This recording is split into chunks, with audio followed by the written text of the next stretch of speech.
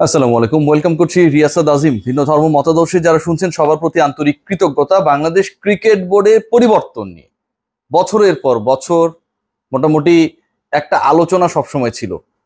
দুই জায়গার পরিবর্তন নিয়ে সবচেয়ে বেশি আলোচনা আমরা দেখেছি। একটা হচ্ছে সিলেকশন প্যানেলে মিনহাজুল আবেদীন নান্নু, যিনি এই মুহূর্তে চরম প্রবল প্রতিবাদী, বিসিবির সংস্কার চান, অথচ বাংলাদেশ ক্রিকেট বোর্ডের বর্তমান কমিটি প্রেসারে পড়ার আগ পর্যন্ত শেখ হাসিনা বাংলাদেশ ত্যাগ করার কারণে যেই শূন্যতা তৈরি হয়েছে বাংলাদেশ ক্রিকেট বোর্ডে, কিভাবে সেটা হলো সেই আলোচনায় যাব। তিনি বাংলাদেশ ক্রিকেট বোর্ডে তার নির্বাচক থাকাকালীন সময়ে যেই বেতনে চাকরি করতেন, সেই বেতনেই তিনি অন্য একটা ভূমিকায় ছিলেন। সেই মিনহাজুল আবেদীন নান্নু এই মুহূর্তে বাংলাদেশ ক্রিকেট বোর্ডের সংস্কার চান। এটা নিয়ে পাবলিকের মধ্যে হাসাহাসি আমরা দেখেছি, কারণ তারা তো কেউ মিনহাজুল আবেদীন নান্নুকেই চান না। সো তিনি যদি সংস্কার চান এবং সেই সংস্কার যদি হয়, তাহলে হচ্ছে বাংলাদেশের ক্রিকেট আরো বাটে পড়তে পারে, এরকম একটা সংখ্যা। আরেকটা জায়গায় সবচেয়ে বেশি আলোচনা সবসময় ছিল নাজমুল হাসান পাপন, তিনি ক্রিকেট বোর্ডে কতদিন থাকবেন, তিনি কবে তার দায়িত্ব ছাড়বেন। নাজমুল হাসান পাপন বাংলাদেশ ক্রিকেট বোর্ডে প্রায় 13 বছরের মতো দায়িত্ব পালন করেছেন। তার বিকল্প কি বাংলাদেশের ক্রিকেটে পরিচালনার সাথে যারা জড়িত রয়েছেন তাদের মধ্যে তৈরি হবে কি হবে না, এই প্রশ্নের উত্তর খুঁজতে গিয়ে আওয়ামী ঘরানার অনেককে নিয়ে আমরা আলোচনা করেছি, অনেকেই আলোচনা এসেছে। নাজমুল হাসান পাপন যখন মন্ত্রী হয়ে গেলেন তখন এই আলোচনা আরো বেগবান হয়েছে, তখন এই আলোচনা অনেক বেশি ছুটে গেছে সেই মানুষ পর্যন্ত যিনি আসলে ক্রিকেট নিয়ে খুব বেশি ইন্টারেস্টেড ছিলেন না, কারণ তিনি সেই পরিবর্তনটা চাইতেন। ক্রীড়ামন্ত্রীর দায়িত্ব নেবার পরও নাজমুল হাসান পাপন বিসিবির যে সভাপতির দায়িত্ব সেই দায়িত্ব চালিয়ে গেছেন। এবং কনস্টিটিউশন অনুযায়ী সবশেষ যে ইলেকশন হয়েছে সেই ইলেকশনের হিসাব যদি আমরা ধরি, তাহলে আগামী বছরের অক্টোবর পর্যন্ত নাজমুল হাসান পাপন বাংলাদেশ ক্রিকেট বোর্ডের প্রেসিডেন্ট। তাহলে কেন প্রশ্ন আসছে বিসিবির দায়িত্ব ছাড়ছেন পাপন? বাংলাদেশ ক্রিকেট বোর্ডের দায়িত্ব শুধু পাপন না, বাংলাদেশের যত ক্রীড়া ফেডারেশন রয়েছে যেগুলোতে কোনো না কোনো ভাবে কেউ স্বীকার করুক আর না করুক, অনেকেই বলবে গণতান্ত্রিক নির্বাচন হয়, এটা হয় ওটা হয়, এগুলো হচ্ছে ছেলে ভুলানো গল্প। কি হবে এটা আগে থেকে আমরা জানি, আমরাও জানি, আপনারাও জানেন, যারা এই গল্পগুলো বলে ঠাকুরমার ঝুলি থেকে তারাও জানে। সো পলিটিক্যাল একটা ইনফ্লুয়েন্স প্রভাব থাকে, এবং প্রত্যেকটা ক্রীড়া ফেডারেশনে যেহেতু পলিটিক্যাল ইনফ্লুয়েন্স দ্বারাই কাজী সালাউদ্দিন বা নাজমুল হাসান পাপনরা এসব মসনদে বসেছেন, তাদেরকে সরে যেতে হবে, কারণ তাদের যে লিডারশিপের যিনি ছিলেন তিনি এখন বা সেই দলের রাজনীতি এখন একটা লাইফ সাপোর্টে রয়েছে। সেটা অন্য হিসাব, পলিটিক্যাল হিসাব, ভালো মন্দ সেই হিসাব আমি করতে চাই না, আমি পলিটিক্যাল কেউ না, আমি সার্কামস্টেন্সটা বিবেচনা করার বা বিশ্লেষণ করার চেষ্টা করলাম। এবং এই অবস্থায় নাজমুল হাসান পাপন, শেখ হাসিনা বাংলাদেশের প্রধানমন্ত্রী না থাকলেও এখন পর্যন্ত রাইট নাও নাজমুল হাসান পাপন অনেক জায়গায় চুরিয়েছে, তিনি দায়িত্ব ছেড়েছেন, তিনি বাংলাদেশ ক্রিকেট বোর্ডের এখন পর্যন্ত প্রেসিডেন্ট। হাসিনা চলে গেল, পাপন এখনো আছেন। আবার একই সাথে নাজমুল হাসান পাপন এখন নাই। আলোচনাটা আসলে কোথায়? আমি কেন বলছি যে তিনি আছেন তিনি নাই? আমি কেন বলছি অর্ধেক ডাইরেক্টর নিরুদ্দেশ? বাংলাদেশ ক্রিকেট বোর্ডের ভবিষ্যৎ কোন পথে? লজিক্যালি আলোচনা করি, কনস্টিটিউশন অনুযায়ী আলোচনা করি, কি হতে পারে সেই আলোচনাটা করি, যে আলোচনাটা এখন পর্যন্ত বাংলাদেশের কোনো কন্টেন্ট ক্রিয়েটর, ভিডিও মেকার করে নাই। দেখুন, আমরা যদি খেয়াল করি তাহলে বাংলাদেশ ক্রিকেট বোর্ডে এখনো কোনো অন্তর্বর্তীকালীন কমিটি নেই এখানটায়।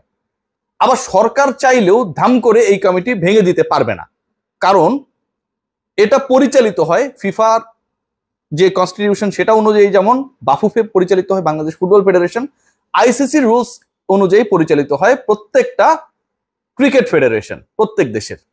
শ্রীলঙ্কায় আমরা একটা সংকট দেখেছিলাম যে সেখানে হচ্ছে গভর্নমেন্ট চেঞ্জের সাথে সাথে তারা না বুঝে অনেকটা কমিটি ডিসলভ করে দেওয়ার কারণে সেখানে একটা সংকট হয়েছিল, পরবর্তীতে সেটা ঠিক হয়ে গেছে।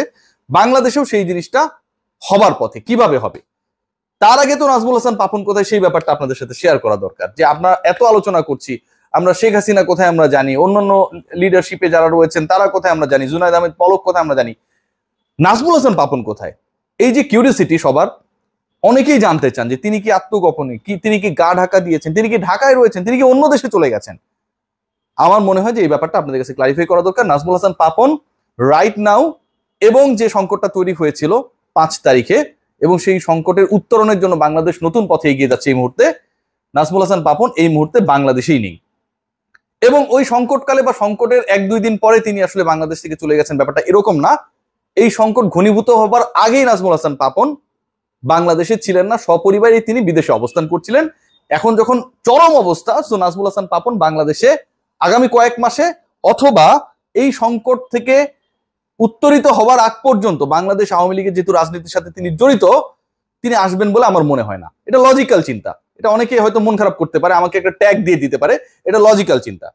এখন বিসিবি প্রেসিডেন্ট এই মুহূর্তে যিনি, এবং যেই কমিটিটা এখনো বাংলাদেশ ক্রিকেট বোর্ডে এক্সিস্ট করছে, সেটার প্রধান যদি অনুপস্থিত থাকে, সেটার প্রধান যদি বাংলাদেশে ব্যাক না করে, সেটার প্রধান যদি আগামী 3 মাস 4 মাস না আসে, বাংলাদেশ ক্রিকেট বোর্ডের কার্যক্রম কি থেমে থাকবে? 2 মাস পরে বাংলাদেশে একটা নারী বিশ্বকাপ হবার কথা ভাই। বাংলাদেশের অসংখ্য খেলা রয়েছে, অসংখ্য ট্যুরস রয়েছে, বাংলাদেশের নির্মাণাধীন সবচেয়ে বড় মেগা প্রজেক্ট একটা স্টেডিয়াম রয়েছে, যেটা নামও হয়তো চেঞ্জ হয়ে যাবে সামনে, আমরা দেখব। সো এত বড় বড় গুরুত্বপূর্ণ কাজগুলো যখন সামনে, ঠিক তখন যদি সভাপতি নিরুদ্দেশ হন, অ্যাবসেন্ট থাকেন, কিংবা তার যে বোর্ড রয়েছে, ক্রিকেট বোর্ড রয়েছে, সেখানকার ডজনখানেক পরিচালক যদি এই মুহূর্তে লাপাত্তা থাকেন, এভাবে তো বাংলাদেশ ক্রিকেট বোর্ড চলতে পারে না, পৃথিবীর কোনো বোর্ডই চলতে পারে না। চট্টগ্রাম থেকে নির্বাচিত, জেলা ক্রীড়া সংস্থা থেকে নির্বাচিত যিনি পরিচালক, তিনি এই মুহূর্তে নিরুদ্দেশ। আমি কারো নাম বলবো না। খুলনার যে 2জন পরিচালক রয়েছেন, সেই 2জন পরিচালকই নিরুদ্দেশ। এদেরকে আপনারা কবে দেখবেন আমরা জানি না। আমরা যদি খেয়াল করি, গাজী গ্রুপের সাথে রিলেটেড যে পরিচালকরা, তারা অনেকটা নিরুদ্দেশ। একজন তো একদমই নিরুদ্দেশ, বাংলাদেশই নাই। বেক্সিমকো গ্রুপের সাথে রিলেটেড যে পরিচালকরা, তাদের একটা অংশ নেই। সো এই যে আমি নাম না বলে যে সব পরিচালকের সংখ্যাটা বলার চেষ্টা করলাম, অন্তত 10-12 জন পরিচালক যখন থাকে না, প্রেসিডেন্ট যখন থাকে না, তখন আসলে বাংলাদেশের ক্রিকেট কিভাবে চলবে সেই প্রশ্নটা ওঠে। শ্রীলঙ্কায় যেটা হয়েছিল, সে সময় তাদের ওই বডির যারা ছিলেন এসএলসি পরিচালনার সাথে যুক্ত, তারা কিন্তু কেউ পালিয়ে ভেগে বা বাংলাদেশের বাইরে যেমন অনেকেই চলে গেছেন, শ্রীলঙ্কার বাইরে তারা চলে যাননি। তারা কিন্তু এভেলেবেল ছিলেন, কিন্তু গভর্নমেন্ট হস্তক্ষেপ করে তারা থাকার পরেও কমিটি চেঞ্জ করে দিয়েছে। আইসিসির একটা খড়গ এসেছে। বাংলাদেশের ক্ষেত্রে কি হতে যাচ্ছে? নাজমুল হাসান পাপন পদত্যাগ করবেন কিনা এই প্রশ্ন ওঠার আগে ইন্টারিম গভর্নমেন্ট যখন শপথ নেবে, তারপর যুব ও ক্রীড়া মন্ত্রণালয়ে কোনো না কোনো যারা উপদেষ্টা বা অ্যাডভাইজার হিসেবে থাকবেন নোবেল বিজয়ী ডক্টর মোহাম্মদ ইউনূসের সাথে, তার উপর বর্তাবে। ক্রিকেট বোর্ড এভাবে যেহেতু চলতে পারে না, নাজমুল হাসান পাপন পদত্যাগ করুক আর না করুক, যেই ঘটনাই ঘটুক না কেন, আমি আশা করবো পাপন ভাই পদত্যাগ পত্র পাঠিয়ে দেবেন। আসলে তার তো এখানে করার কিছু নেই। সো এভাবে থেকে তো কোনো লাভ নেই, নিশ্চয়ই সেটা তিনি করবেনও। তিনি করুক আর না করুক, যেই ঘটনাটা ঘটবে, এরপর NSC, national sports council, Nazmul Hasan Papon তিনি এই সিচুয়েশন হবার আগ পর্যন্ত সেটারও চেয়ারম্যানের দায়িত্বে ছিলেন। এনএসসি ইন্টারিম গভর্নমেন্টের কাছে অ্যাপিল করবে যে এভাবে বাংলাদেশ ক্রিকেট বোর্ড চলতে পারে না। সামনে বিশ্বকাপ রয়েছে, আইসিসি বাংলাদেশের পরিবেশটাকে পর্যবেক্ষণ করছে। তারপরে ইন্টারিম গভর্নমেন্ট এখানে বিসিবির একটা ইন্টারিম কমিটি, আহ্বায়ক কমিটি করে দিবে, যে কমিটি একটা নির্দিষ্ট মেয়াদ পর্যন্ত যাবে। এর মধ্যে বিসিবির কাউন্সিলরশিপ গুলো রিশিডিউলড হবে, কারণ সব জায়গায় তো আওয়ামী লীগের নেতারাই হচ্ছে কাউন্সিলর হয়েছিল। সো ওই জায়গাটা একটা বড় পরিবর্তন আসবে, আসতেই হবে। এবং তারপরে বাংলাদেশ ক্রিকেট বোর্ডের ইলেকশন হবে। সো ঘটনা যা, সেটা হচ্ছে নাজমুল হাসান পাপন তিনি পদত্যাগ করেছেন কিনা, করবেন কিনা, এই প্রশ্ন যেমন এই মুহূর্তে খুব ভ্যালিড। কারণ আমরা সবাই চাই যে বাংলাদেশ ক্রিকেট বোর্ডের ব্যাপারটা একটু অন্যরকম। বাংলাদেশের সবচেয়ে জনপ্রিয় আলোচিত ক্রীড়া ফেডারেশন, যদিও সাকিব এবং মাশরাফি দারুণ কিছু কাজকাম করেছেন ইতোমধ্যে, সেই ফেডারেশনের দায়িত্বে যিনি, বা সেই ক্রীড়া সংস্থার দায়িত্বে যিনি রয়েছেন এতদিন ধরে, তার যেহেতু আগামী আপকামিং ডেজগুলোতে তার মেয়াদে কোনো কিছুই করার সুযোগ নেই, সো তার চলে যাওয়াটাই বেটার। তিনি একটা পদত্যাগ পত্র পাঠালে এটা মোর ডিসেন্ট হয়। যদি না পাঠায়, তাহলে এরপরে এনএসসি গভর্নমেন্টের কাছে, ইন্টারিম গভর্নমেন্টের কাছে বাংলাদেশ ক্রিকেট বোর্ডের কমিটি ভাঙার আবেদন করবে, অ্যাডহক কমিটি করা হবে, এবং সেই কমিটি বিসিবি পরিচালনা করবে। ওয়ার্ল্ড কাপ অবশ্যই তারাই পরিচালনা করবে, যতটুকু আমার বোধে হয়। আমি প্রায় 16-17 বছর বিসিবিতে কাজ করি। এরপরে একটা ইলেকশন হবে, এবং সেই ইলেকশনে নির্বাচিত কমিটি পরের 4 বছরের জন্য বাংলাদেশি ক্রিকেটে অবদান রাখবে। সামাপ যদি করি, নাজমুল হাসান পাপন এই মুহূর্তে দেশে নেই, সপরিবারে তিনি দেশের বাইরে। নাজমুল হাসান পাপন বাংলাদেশে আবার কবে ব্যাক করবেন সেটা অনিশ্চয়তায়, সেটা নিয়ে কোনো ধরনের কেউ গ্যারান্টি দিতে পারে না। নাজমুল হাসান পাপনের এই মুহূর্তে বাংলাদেশ ক্রিকেট বোর্ডে কোনো কিছু করার কোনো ধরনের সুযোগ নেই।